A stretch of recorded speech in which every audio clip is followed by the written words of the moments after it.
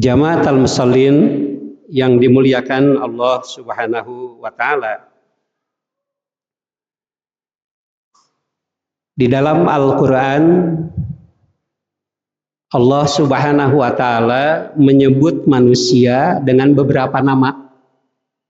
Jadi menyebut manusia dengan beberapa nama. Salah satu nama yang oleh Allah dinisbahkan kepada kita selaku manusia adalah Al-Insan.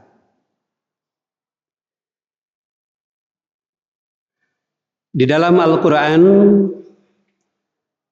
kata Al-Insan itu diulang-ulang oleh Allah Subhanahu wa taala tidak kurang dari 65 kali. Itu menurut catatan Syekh Muhammad Fuad Abdul Baqi di dalam kitabnya Al-Mu'jam Al-Mufahras li Al-Fazil Quran. Jadi 65 kali diulang-ulang di dalam Al-Quran yang menyebut manusia dengan kata Al-Insan. Salah satunya itu tertera pada surat Al-Alaq, ya, pada ayat kelima. Ayat 1, Iqra bismi rabbikal ladzi khalaq, khalaqal insana min 'alaq, Iqra wa rabbukal akram. Kemudian allamal insana malam ya'lam. Al-Insan. Nah, Al-Insan. Jadi salah satunya ada pada ayat nomor berapa? 5 ya, dari surat Al-Alaq.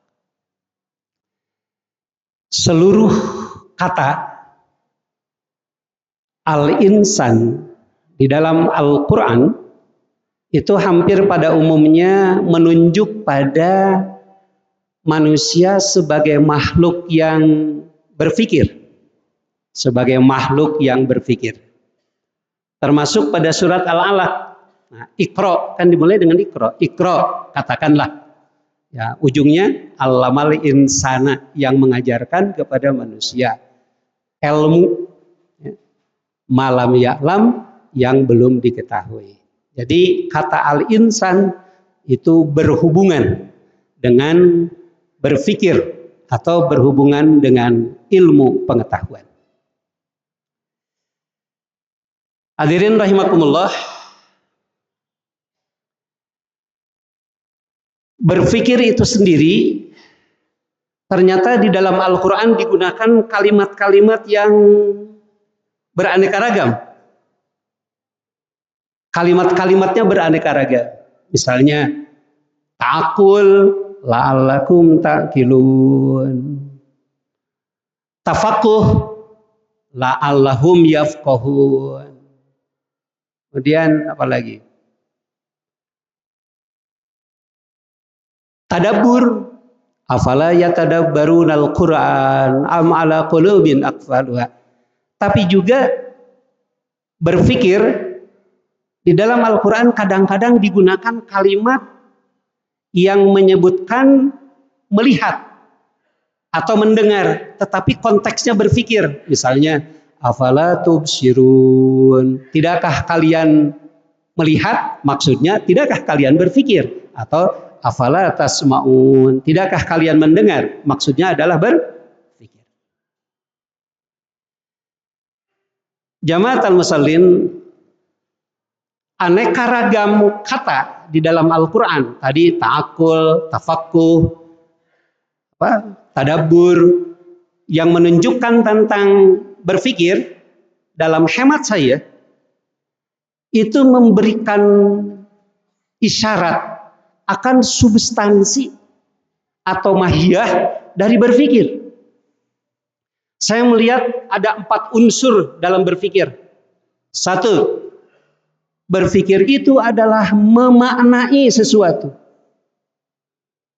Kita melihat objek, benda, lalu kita berpikir, kita memberikan makna terhadap sesuatu. Jadi lamun urang ninggal sesuatu, tapi kita tidak memberikan makna terhadap sesuatu, eta mah tidak berpikir, melihatnya tidak dengan pikiran. Berpikir juga bisa mengandung makna memahami konteks. Nih, ada satu disebutkan, lalu kita mendengar, Nah, kemudian kita melihat konteks apa yang kita dengar itu adalah berpikir. Jadi ini berpikir itu unsur yang pertama adalah memaknai.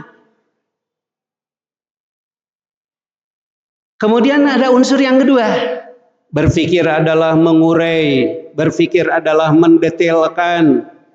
Bahkan berpikir dalam konteks yang kedua ini yang kita sebut dengan menganalisa atau analisis adalah mengaitkan sesuatu dengan sesuatu.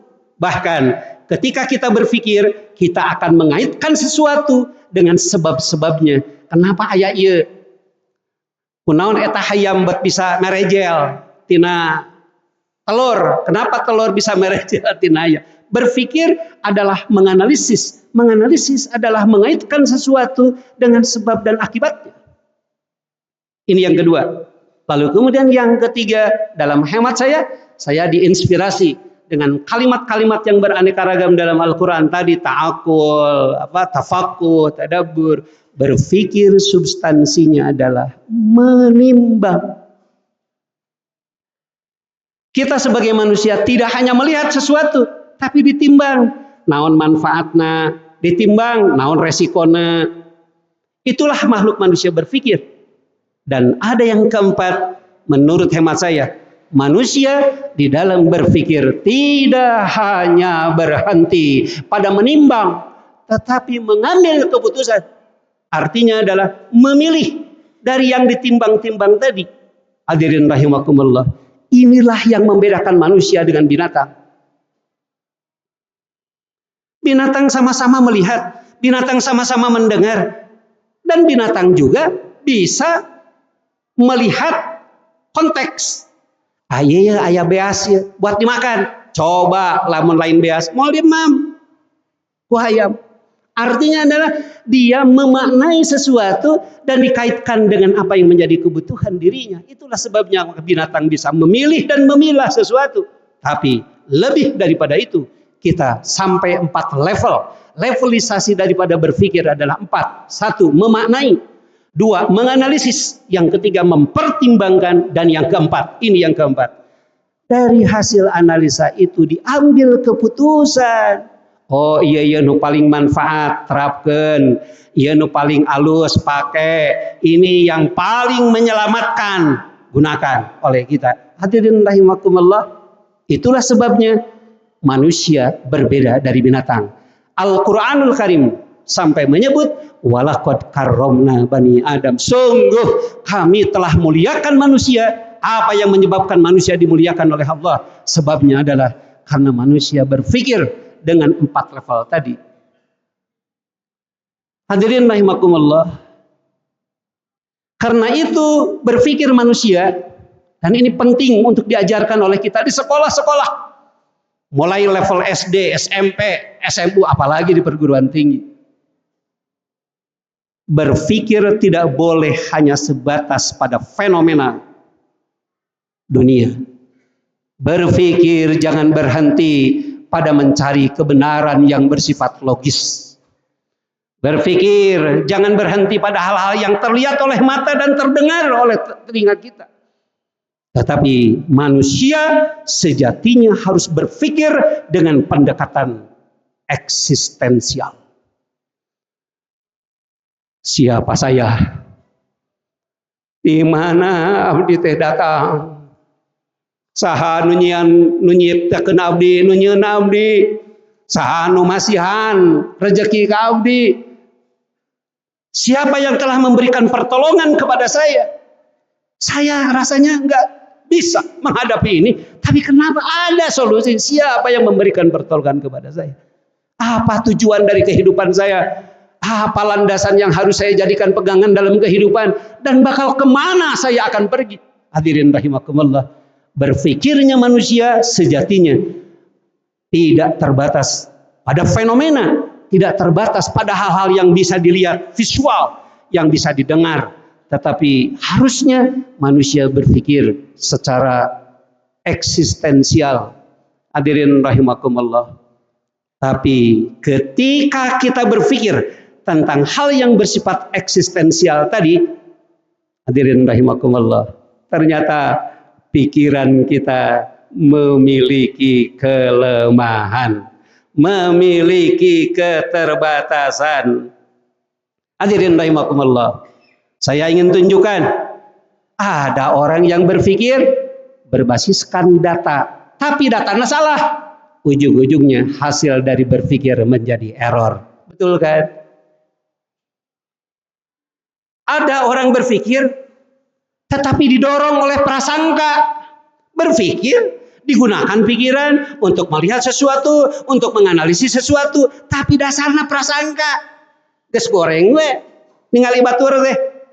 Maka ujung-ujungnya hasil daripada berpikir pun juga akan jelek. Ada orang yang berpikir tetapi mengikuti hawa nafsu.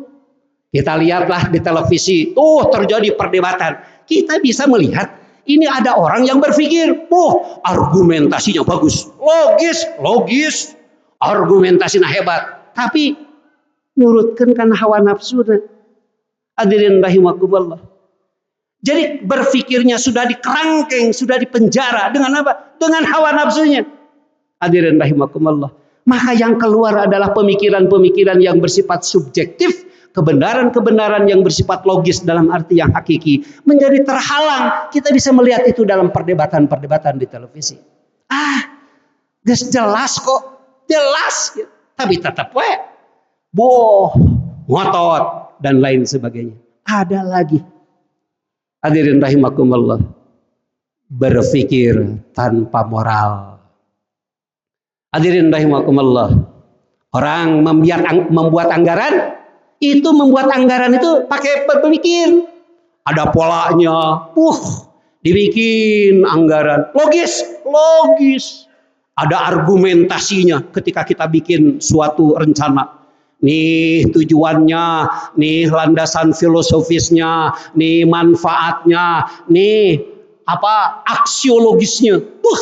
Luar biasa. Tapi punten, anggaran yang dibikin dengan berpikir menghasilkan formula anggaran yang rapih, tapi niatna rek maling, niatna rek mencuri, niatna rek korupsi.